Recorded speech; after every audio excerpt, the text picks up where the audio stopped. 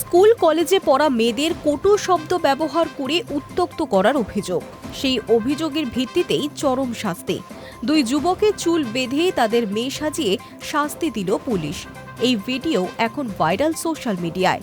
সুন্দর করে গার্ডার দিয়ে চুল বেঁধে করে দেওয়া হয় চুলের ছুটি।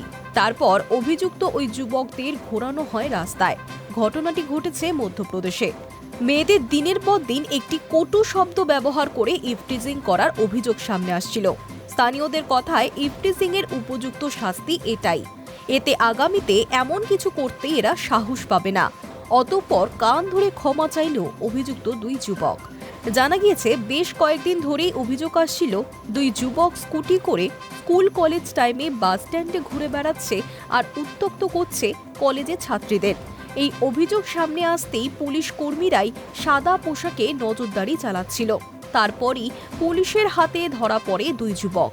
থানায় নিয়ে গিয়ে ওই দুই যুবককে মেয়ে সাজিয়ে যেখানে তারা এমন কাজ করছিল সেখানে নিয়ে গিয়ে ঘোরানো হয়। ওই দুই যুবকের যাতে লজ্জা হয় এবং ভবিষ্যতে এমন কাজ আর না করে তার জন্যই এমন পদক্ষেপ। কান ধরে পুলিশ কর্মীদের কাছে ক্ষমাও চান ওই দুই যুবক। এমন অন্যায় তারা আর কোনোদিন করবে না বলে মত। পুলিশের এমন ভূমিকায় খুশি ও নিরাপদ ছাত্রীরা। মধ্যপ্রদেশের নরসিংহীপুরের এই ঘটনা দৃষ্টান্ত হয়ে থাকলো। মেয়েদের বিরক্ত করা শাস্তি কি হতে পারে তা দেখিয়ে দিল Madhya Pradesh police. High news network.